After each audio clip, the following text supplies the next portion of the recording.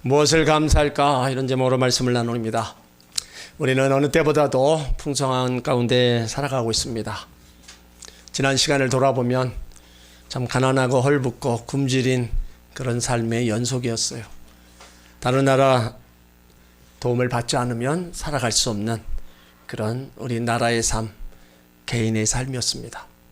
그런데 하나님이 웬 은혜인지 귀한 은혜를 주셔서 우리는 그 풍성함을 지금 누리고 살고 있습니다.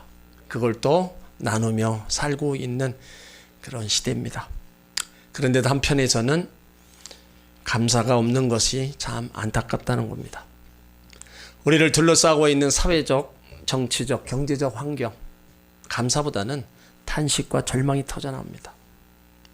우리가 예수 믿고 산다고 해서 모든 것이 잘 되는 세상에서 살아가는 것이 아니라 고난이 몰아치는 세상 중심에 놓여 있습니다. 우리는 하나님을 믿습니다. 그러나 하나님을 믿는다고 해서 모든 것이 형통하게 되는 것도 아니에요. 내가 믿는다고 해서 모든 병이 치료받는 것도 아닙니다. 믿음으로 사업을 해도 잘 될 때도 있지만 실패할 때도 많이 있습니다. 믿음으로 공부한다고 해서 자녀들이 다 좋은 대학에 들어가고 또 취직의 길이 열려지는 것도 아니에요. 그럼에도 불구하고 하나님은 구원받은 우리들에게 은혜와 감사의 재료들을 많이 주셨다는 겁니다. 대부분의 성도들은 신앙생활하면서 하나님의 은혜를 경험합니다. 근데 그 은혜를 때로는 잊어버리고 어떤 사람은 그 은혜마저 헛되이 받아버려요. 우리에게 가운데 주신 은혜를 잊지 않으면요, 우리 영혼이 흔들리지도 않고 믿음과 확신 가운데 감사의 삶을 우리는 살아갈 수 있는 겁니다. 감사할 때 하나님이 주시는 축복은 우리 믿음의 시야가 넓어진다는 거예요. 그 믿음의 시야를 열어준다는 겁니다. 예전에게 평범하게 보였던 것들이 감사의 이유가 되게 깨닫게 하신다는 겁니다. 행복한 사람은 감동이 많고 감동이 격해지면 이제 감격이 됩니다. 그런데 그 행복이 계속 이어지는 방법은 감사라고 합니다. 그래서 감사에 대상이 있는 겁니다. 반대로 불쌍한 사람이라고 얘기하면 불만을 많이 갖고 그 다음엔 불만을 말로 불평하고 나중엔 원망한다는 거예요. 그러니까 원망에도 대상이 있는 겁니다. 우리 성도 여러분의 삶은 어느 줄에 서 있습니까? 감동의 줄에 서 있습니까? 아니면 불만의 줄에 서 있습니까? 내가 지금 살아오면서 내가 주어진 환경에 감사하지 못하고 왜 이런가 저런가 늘 원망 불평하며 살아간다면 그 삶은 나아질 수가 없는 겁니다. 감사는 대단한 게 아닙니다. 받은 것을 받았다고 인정하는 거고 극히 당연한 거라는 겁니다. 그럼에도 불구하고 우리는 풍성함을 누리고 살아가고 있는데 그 감사가 점점 사라져가고 있다는 거예요. 믿음의 삶에도 감사와 기쁨보다는 원망과 불평이 많습니다. 하나님이 나에게 베풀어 주신 은혜가 정말로 심려막측한데 그거를 우리는 자꾸 잃어버리면서 나에게 어떠한 조그마한 아픔과 상처가 생기면 우리는 나도 모르게 때로 원망 불평을 일삼고 있습니다. 우리가 모든 것이 하나님의 은혜로 주어졌음을 알 때 어떤 환경 속에서도 범사에 감사하게 되고 감사만큼 행복이 주어지는 겁니다. 하나님의 자녀들은 무엇을 감사해야 될까요? 오늘 바울은 무엇을 감사하고 어떤 것을 감사하고 진정한 감사가 무엇인가를 알려주고 있습니다. 첫째는 복음의 비밀을 깨달은 것을 감사라는 겁니다. 오늘 15절에 그리스도의 평강이 너희 마음을 주장하게 하라. 너희가 한 몸으로 부르심을 받았나니 또한 감사하는 자가 되라. 성도의 마음속에 하나님 말씀에 순종하고 살면요, 그 마음의 평강을 소유합니다. 그러나 하나님의 뜻을 벗어나게 되면 그 심령이 불안하고 평강을 잊어버리게 되는 거예요. 골로새 교회 당시 1세기 교인들은요, 감사할 수 없는 상황이었습니다. 노예 계층이나 유대교에서 개종한 신분적으로 사회에서 보장받을 수 없는 사람들이 참 많았어요. 하루 종일 남의 집에서 일하는 하인의 종으로 육체의 노동을 하면서 지냈던 그 사람들에게 바로 감사가 있냐 이거예요. 그런데 바울은 감사하라, 그걸 지금 권면하고 있는 겁니다. 왜냐? 너희가 한 몸으로 부르심을 받았나니. 자, 한 몸으로 부르심을 받았다는 것은 목적을 말하는 게 아니라 구조적 형태를 말합니다. 교회는 성도의 유기적 공동체입니다. 그리스도인들은 하나님의 부르심을 받을 때 개인적으로 부르심을 받았어요. 그럼에도 불구하고 유기적 공동체로 구성되었다는 겁니다. 유기적 공동체 안에서 함께 신앙 고백하고 예배하고 교제하고 사역하면서 하나님의 은혜를 누리고 예수 안에서 하나 되게 만들어 주셨다는 거예요. 그 안에서 함께 하나님 말씀을 듣고 또 시와 찬미로 찬양하며 하나님이 누구신가를 깨달아가는 겁니다. 그래서 16절에도 그리스도의 말씀이 너희 속에 풍성히 구하여 모든 지혜로 피차 가르치며 권면하고 시와 찬송과 신령한 노래를 부르며 마음의 감사함으로 하나님을 찬양하라. 그리스도의 말씀이 풍성히 구한다는 것은 하나님 말씀을 통해서 복음을 듣고 그 복음의 비밀을 깨닫고 그 누리는 감격, 기쁨을 얘기하는 겁니다. 우리가 하나님 말씀을 들을 때 성령께서 역사하시고 또 간섭하셔서 세상의 지혜나 능력으로 깨닫고 알 수도 없는 이 복음의 비밀을 깨닫게 해주십니다. 그래서 내가 죄인이구나. 주께서 내게 큰 은혜를 베풀어 주셨구나. 창세전에 하나님께서 나를 구원하시기 위해서 섭리하시고 계획하시고 그 하신 일들 말씀을 통해서 깨닫는 것이 축복이고 은혜인 것입니다. 십자가의 은혜, 나 같은 죄인도 구원받게 하시고 하나님 백성 되게 하신 그 은혜, 그 은혜에 감사하는 마음이 있으면 더 시와 찬미와 신령한 노래로 하나님 앞에 영광 돌릴 수 있다는 겁니다. 이 편지를 쓰고 있는 사도 바울은요, 로마 감옥에 있습니다. 그런데도 그의 영혼은 감사로 충만해져 있어요. 죽음이 다가와요. 그런데도 그의 영혼은 아름다운 영혼으로 무르익어 갑니다. 그 영혼 깊은 곳에 감사가 넘쳐나고 있어요. 왜 그 고통 속에서 감사가 넘쳐납니까? 십자가의 복음을 깨달은 겁니다. 예수님이 누구신가를 안 거예요. 그래서 예수님 한 분만으로 충분하다. 예수님만 계시면 고난과 질병과 아픔이 있어도 이길 수 있다.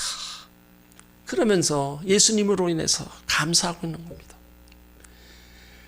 그의 고백이 바로 우리의 고백이 되어야 됩니다. 갈라디아서 6장 14절에 그러나 내게는 우리 주 예수 그리스도의 십자가 외에 결코 자랑할 것이 없으니 그리스도로 말미암아 세상이 나를 대하여 십자가에 못 박고 내가 또한 세상에 대하여 그러하니라.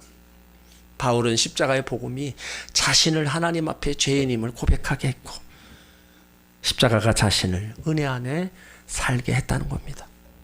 십자가를 자신의 삶의 최고의 가치로 여긴다는 겁니다. 그래서 그 많은 것들을 가지고 있었지만 예수님 만나고 다 배설물로 여기고 오로지 예수, 그 십자가만 자랑하고 살았던 사람이 바울입니다. 여러분, 지금 우리에게 필요한 거는요, 하나님 자녀로서 십자가의 비밀을 깨닫는 겁니다. 십자가에서 이루신 예수 그리스도의 그 구원의 영광과 그 축복을 체험하는 거예요. 그때 내가 환경 속에서 감사하는 것이 아니라 삶의 현장 속에서 복음으로 인해서 예수 그리스도로 인해서 감사할 수 있는 거예요. 그러니까 우리의 감사 차원이요, 다른 겁니다. 먼저는 영적인 거, 그 다음에 우리 삶 속에 주어진 거. 이 순서가 우리한테 주어져야 되는 거예요. 골로새서 2장 6절로 7절에도 그러므로 너희가 그리스도를 예수로 받았으니 그 안에서 행하되 그 안에 뿌리를 박으며 세움을 받아 교훈을 받은 대로 믿음이 굳게 서서 감사함을 넘치게 하라. 우리가 다 주님의 자녀가 되었어요. 그렇다면 그 안에 믿음의 뿌리를 깊이 내리라는 거예요. 그 믿음의 뿌리는 바로 흔들림이 없어야 되는 거예요. 그 믿음의 뿌리가 또한 깊이 내리면 내 안에서 감사함이 넘치게 되는 겁니다. 그래서 그 감사는요, 인색한 감사가 아니라 넘치는 감사입니다.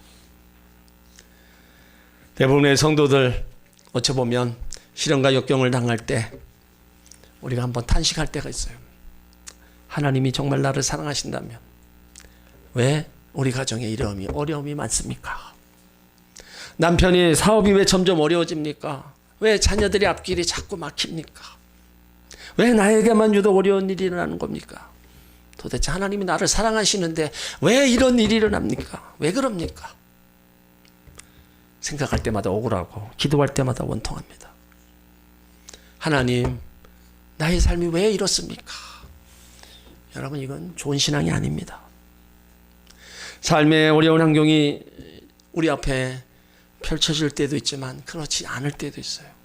그렇다면 우리 삶에 좋은 환경이 주어지고 염려, 근심, 걱정 없이 살아가고 자녀들이 걱정 없고 모든 것이 형통할 때 여러분 감사하죠. 근데요, 이 감사는요 누구나 하는 겁니다. 이게 바로 1차적 감사라는 거예요. 근데 참된 신앙은, 구원받은 신앙의 가장 기본적인 감사는요, 하나님이 예수님을 보내서 나의 죄를 위해 대속제물이 되시고 그 은혜로 우리가 새 생명을 얻게 되었다는 겁니다. 우리의 구원을 완성시키기 위해서 부활하시고 지금도 하나님 우편에서 나를 위해 기도하고 계신다는 거예요. 이 복음의 비밀을 깨닫는 것이 바로 하나님 은혜고, 이 복음의 비밀을 깨달았을 때 우린 진정으로 감사할 수 있는 겁니다. 하나님께서 예수님을 통해서 저와 여러분을 살리셨습니다. 그 결과 우리에게 하나님을 믿는 믿음을 주신 거예요. 예수님을 우리 주로 고백하는 겁니다. 그래서 우리는 하나님을 떠날 수도 없고 예수님 한 분만으로 만족합니다. 예수님이 계시면 가진 것이 없어도 행복합니다. 사도 바울의 고백, 바로 저와 여러분의 고백이 되어야 된다는 겁니다. 이것이 바로 복음의 비밀을 깨닫고 감사하는 거예요. 바라기는 여러분 모두에게도 이런 깨닫는 은혜가 있고 감사하시길 주의 이름으로 축원합니다. 뇌성마비 장애인이었던 송명희 씨가 태어날 때는 의사의 실수로 뇌를 잘못 건드려서 뇌성마비가 되었습니다. 7살까지 꼼짝도 못하고 누워만 있었어요. 혼자서 밥을 먹을 수도 없습니다. 학교도 못 가는 건 당연했고 하루 종일 방 안에서 아무것도 먹지 못하고 굴러다니는 것이 매일 삶이었어요. 아버지는 폐결핵으로 일도 못 하시고 경제적 능력도 전혀 없으시고 그러다 보니까 가족이 다 가난하게 살아가는 거예요. 10살쯤 돼서 생각이 들기 시작했고 그때부터 부모를 원망하고 세상을 원망하고 하나님을 대해서 원망합니다. 16살 되던 해 너무 고통스러워서 하나님이 계시다면 왜 나를 이렇게 만들었습니까? 그거를 따지고 싶었어요. 그래서 작정 기도를 시작한 겁니다. 하나님이 정말 계시다면 왜 나를 이렇게 만들어 놔서 비참하게 만들었습니까? 한 달쯤 지나 어느 날 세미한 음성이 들립니다. 명희야, 내 몸이 온전했다면 네가 나를 알겠느냐? 네가 온전했다면 나를 알았겠느냐? 이 말씀은 뭐예요? 네가 지금 그런 아픔, 그런 고통이 있어도 그것으로 인해서 나를 아는 게 얼마나 좋으냐? 그러면서 그를 위로하십니다. 이사야 41장 10절에 두려워 말라 놀라지 말라 나는 내 하나님이 됨이니라. 내가 너를 굳세게 하리라. 참으로 너를 도와주리라. 참으로 나의 의로운 손으로 너를 붙들리라. 하나님이 함께 하신다고 위로의 음성을 들려주셨어요. 그는 하나님의 은혜를 감격했고 그때부터 영감이 있는 수많은 시를 쓰게 됩니다. 제일 처음 썼던 나라는 복음성가, 하나님이 그 가사를 불러주셨다. 불러주시는 거 그대로 받아 썼다는 거예요. 나 가진 재물 없으나 나 남이 가진 지식 없으나 나 남에게 있는 건강 있지 않으나 나 남이 없는 것 있으니 나 남이 못 본 것 보았고 나 남이 듣지 못한 음성 들었고 나 남이 받지 못한 사랑받았고 나 남이 모르는 것 깨달았네. 공평하신 하나님이 나 남이 가진 것 나 없지만 공평하신 하나님이 나 남이 없는 것 갖게 하셨네. 네 가사를 받았을 때 너무 황당한 거예요. 자신의 처지를 보니까 하나님 공평하지 않은 거예요. 자신을 보니까 너무 가진 것도 없고 몸도 이렇고 그래도 하나님은 받아 쓰라. 공평하신 하나님이라고 써라. 그래서 송명희 시인이 그걸 다 받아 쓴 거예요. 그 후로 100곡이 넘는 시를 짓고 그것이 다 하나님을 찬양하는 곡이 되어서 많은 사람에게 감동을 주었습니다. 여러분, 이것이 복음을 깨달은 은혜, 바로 감사의 삶인 것입니다. 하나님께서 우리를 사랑하신다는 거, 우리 연약함을 다 아신다는 겁니다. 내 속에 있는 나쁘고 추한 욕망을 아시고요, 나의 약함도 다 알고 계십니다. 하지만 하나님은 나의 가장 좋은 면을 먼저 보신다는 거예요. 나에게 가장 약한 믿음 있는 것을 보시지만 하나님은 그것을 귀하게 여기신다는 겁니다. 하나님은 나를 기뻐하시는 가운데 내 삶 속에 최선의 결과를 만들어 가시고 이끌어 가시는 겁니다. 이 사랑을 깨달을 때 우리는 하박국처럼 고백할 수 있는 거예요. 하박국 3장 17절에 비록 무화과 나무가 무성치 못하며 포도나무에 열매가 없으며 감람나무에 소출이 없으며 밭에 식물이 없으며 우리의 양이 없으며 외양간에 송 없을지라도 나는 여호와를 인하여 즐거워하며 나의 구원의 하나님을 기뻐하리로다. 삶 속에 아무것도 없어요. 그런데도 하나님을 생각하니까, 나에게 행하신 일을 생각하니까 너무 즐겁고 나를 구원해 주신 하나님으로 너무 기쁜 거예요. 바라기는 여러분에게도 이런 고백이 있으시길 바랍니다. 우리의 삶이 부족하고 가난하고 몸이 아파도 예수님만 계시면 가진 것이 없어도 행복합니다. 나는 주를 떠나서 살 수 없고 예수님만으로 만족합니다. 이 사도 바울의 고백이 여러분의 고백이 되시길 바랍니다. 복음의 비밀을 깨닫고 감사하는 여러분 되시길 주의 이름으로 축원합니다. 바울은 주 예수 이름으로 또 감사라고 얘기하고 있어요. 17절에 보니까 또 무엇을 하든지 말하나 일하나 다 예수 이름으로 하고 그 이름을 힘입어 하나님 아버지께 감사하라. 바울이 빌립보 교회, 골로새 교회 편지할 때요, 우리가 그리스도와 함께 살리심을 받았다면 땅에 있는 것만 생각하지 말고 위의 것을 생각하라 권면합니다. 육체의 본성을 추구하지 말고 새로운 피조물이 되어서 예수 그리스도를 닮으라고 권면하고 있어요. 바울이 다메섹에서 예수를 만났을 때는요, 그때 즉시로 자기 인생의 밑바닥부터 변화가 일어났어요. 가치관의 변화, 패러다임의 변화, 인생의 의미의 변화가 다 일어났습니다. 그래서 그가 추구했던 인생의 목적이 바로 예수 그리스도였어요. 그래서 예수님을 닮아가려고 나름대로 정말로 힘쓰고 했었고 또 그렇게 삶을 살았습니다. 그래서 그는 자신 있게 고백을 해요. 고린도전서 11장 1절에 내가 그리스도를 본받는 자 된 것 같이 너희는 나를 본받는 자 되라. 예수님 만나고 그의 삶의 새로운 변화의 모든 모습들 자신이 있었어요. 그래서 우리를 향해서 너희도 나같이 본받는 자가 되어서 예수를 따라가라는 겁니다. 그러니까 바울은 예수의 이름인 그리스도를 인격적으로 총체적으로 다 알았고 그렇게 또 닮아갔다는 겁니다. 우리가 어떤 사람을 참으로 이해하고 알았다면 그 사람을 따를 수 있고 또 섬길 수도 있습니다. 마찬가지입니다. 예수 그리스도를 참으로 알고 인격적으로 만났다면 신뢰할 수 있고 의지할 수 있고 감사할 수 있는 겁니다. 우리 믿는 우리는요, 그리스도인이라는 이름을 갖고 있습니다. 그리스도인이란 그리스도에 속했다, 그리스도의 것이라는 뜻을 갖고 있어요. 그래서 우리 그리스도인들은 예수님을 알아야 됩니다. 예수님은 저와 여러분을 위해서 모든 거 다 주셨잖아요. 생명까지 다 내어주셨습니다. 그 예수님을 알아가라는 거예요. 나태주 시인의 시집에 풀꽃이라는 제목의 시가 있습니다. 딱 한 줄이 참 감동이 돼요. 자세히 보아라, 그러면 예쁘다. 오래 보아라, 그러면 사랑스럽다. 이 짧은 시 안에 예수님의 모습을 한번 생각해 보세요. 세상에서 가장 아름답게 사셨던 예수님, 육신의 눈으로 바라볼 수 없고 영적인 눈으로만 바라볼 수 있는 예수님, 그 예수님과 자세히 더 오랫동안 시선을 마주칠 수 있다면 감사가 없는 현실에서 감사하며 믿음으로 살 수 있는 겁니다. 예수님과 함께 한다면 여러분, 우리의 삶에 어떤 일이 있어도 우리는 그것을 능히 다 이기고 살아갈 수 있다는 거예요. 그래서 세상에서 바로 예수의 이름이 그 어느 이름보다 가장 뛰어난 이름입니다. 그 예수의 이름으로 기도할 때 하나님께서 응답을 주시는 거예요. 그 예수의 이름에 권세와 능력도 있습니다.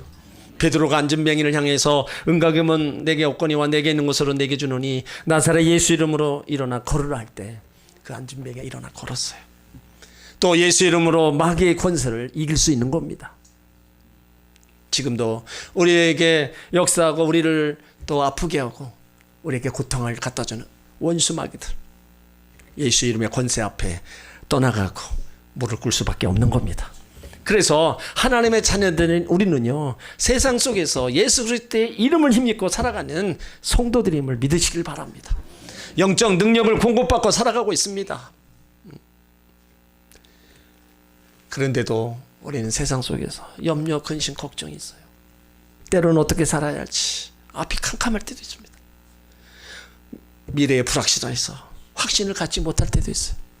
가정의 문제, 자녀의 문제, 건강 문제, 어느 것 하나 쉽게 풀리지 않을 수 있습니다.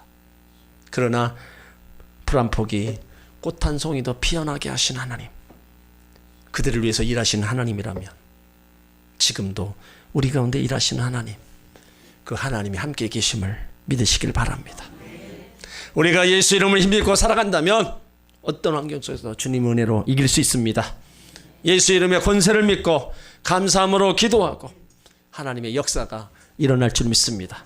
그래서 그 예수 이름으로 구한 것을 주신 그 은혜에 우리가 감사하라는 거예요. 그 안에 모든 것이 다 들어있기 때문에 그 예수 이름으로 베풀어 주신 그 은혜들, 그거에 감사하라는 거예요. 그게 바로 우리가 눈에 보이는 감사보다 영적 감사, 그것이 먼저 있어야 된다는 거예요. 사랑하는 성도 여러분, 내가 가지지 못한 것으로 인해서 원망하고 불평하지 마세요. 이미 내게 주어진 것 많이 있습니다. 그것 가지고 하나님께 감사드리시길 바랍니다. 염려, 근심, 걱정해서 얼마나 해결되겠어요. 우리 하나님께 다 내려놓고 우리는 기도하면서 내게 주어진 삶에 우리가 감사, 그걸 찾아내야 된다는 겁니다. 감사는요, 생각을 조금 바꾸면 옵니다. 생각을 조금 바꾸면 감사하지 못할 것이 하나도 없어요. 전 세계 존경받던 넬슨 만델라 남아프리카 공화국 대통령이 27년간 감옥살이했어요. 그가 추록했을 때 사람들은 허약한 모습으로 나올 것으로 생각합니다. 그런데 70세가 넘었는데도 불구하고 아주 건강한 모습으로 씩씩하게 걸어나오고, 취재를 갔던 기자들이 묻습니다. 보통 사람들은 5년만 감옥살이해도 건강을 잃고 나오는데 어떻게 27년을 감옥살이했는데 이렇게 건강합니까? 그가 하는 얘기가, 나는 항상 감옥에서 하나님께 감사했습니다. 하늘을 보고 감사하고, 땅을 보고 감사하고, 물 마시며 감사하고, 음식 먹으며 감사하고, 강제 노동할 때 감사하고, 늘 감사했기 때문에 건강을 지킬 수 있었습니다. 그 후 만델라는 노벨 평화상을 받고요, 대통령에 당선됩니다. 여러분, 감사는요, 기적을 일으키는 힘이고 행복의 문을 여는 열쇠입니다. 감사는 어렵고 힘든 환경을 변화시키는 겁니다. 얼마든지 우리 마음만 조금만 바꿔서 우리가 생각을 하면 할 수 있는 게 바로 감사라는 거예요. 그리고 감사는 하나님의 은혜를 헛되이 받지 않고 하나님의 은혜를 알게 될 때 나타나는 겁니다. 여러분, 지난 시간을 돌아보세요. 하나님 은혜 아닌 게 있습니까? 그 은혜를 알게 되면요, 모든 잘 되는 원인이 나에게 없다는 겁니다. 모든 것이 하나님 주신 것이고 하나님 하신 것이고 하나님의 축복뿐임을 마음속 깊은 곳에서 바로 고백하는 것이 감사라는 거예요. 그래서 한 사람의 신앙 성숙도를 보면요, 무엇을 감사하고 있는가에 달려있는 겁니다. 믿음의 사람들 다 공통점이 감사의 삶이었습니다. 감사가 사라진 시대입니다. 여러분, 다시 한번 회복하시길 바랍니다. 하나님께, 가족들에게 주어진 환경에 다 감사하시길 바랍니다. 오늘 무명시인의 감사십니다. 하나님, 때때로 병들게 하시니 감사합니다. 인간의 연약함을 깨닫게 하시기 때문입니다. 고독하고 외로운 것을 감사합니다. 그것은 하나님과 가까워지는 기회가 되기 때문입니다. 일이 계획대로 되지 않음을 감사합니다. 그래서 제 교만함이 깨어지기 때문입니다. 자식들의 기대만큼 또 부모, 형제들이 짐스러울 때도 감사합니다. 그래서 그들이 저희 우상이 되지 않기 때문입니다. 때때로 허물을 느끼고 늙고 아프게 하심도 감사합니다. 그러므로 인해서 영혼을 사모하기 때문입니다. 불의와 부정이 특세하는 세상에 살게 하신 것도 감사합니다. 하나님의 의를 사모하기 때문입니다. 제게 상처를 주고 비방하는 사람들이 있게 하심을 감사합니다. 그럴수록 겸손을 배우기 때문입니다. 하나님, 그럼에도 불구하고 제게 감사의 마음을 주셔서 감사합니다. 우리 마음, 감사의 마음으로 바꾸려면 우리 생각만 조금 바꿔보세요. 하나님, 우리들에게요, 많은 은혜와 감사의 재료를 주셨습니다. 그 감사의 크기, 깨달음의 크기고요. 그 감사는 은혜를 깨닫는 데서 출발하는 거예요. 물질인 곳에 마음이 있다고 예수님 말씀하셨어요. 어렵고 힘든 가운데 감사의 예물을 드릴 수 있다는 것은요, 은혜를 깨닫지 않고서는 불가능한 겁니다. 성도는 행복해서 형통해서 감사한 게 아니라 감사하기 때문에 형통하고 행복한 겁니다. 그 감사는 하나님이 우리를 향하신 뜻이라고 말씀하고 있어요. 여러분, 우리가 무엇을 감사해야 돼요? 말씀을 통해 복음의 비밀을 깨달은 거, 예수의 이름을 힘입어 은혜 가운데 사는 거 감사해야 됩니다. 지금까지 내게 베풀어 주신 은혜, 무엇으로 보답할까? 지금까지 주신 은혜와 복을 정말 우린 감사해야 돼요. 그래서 감사의 달 감사절을 맞이하면서 우리 입술의 고백과 마음으로 드리는 우리의 마음, 또 우리의 예물, 이런 모든 것을 다 우리는 모아서 진정 감사함을 표해야 된다는 겁니다. 여러분들이 잃어버리고 빼앗긴 감사를 회복할 때 하나님이 새 은혜를 베풀어 주실 줄 믿습니다. 감사할 수 없는 환경에서, 매일 주어진 환경에 감사하는 여러분에게 어려운 환경에서 구원, 질병에서 구원, 가난과 저주에서 구원의 역사를 베풀어 줄 줄 믿습니다. 감사의 생활로 더 많은 은혜와 복을 받아 누리시기를 주의 이름으로 축원합니다.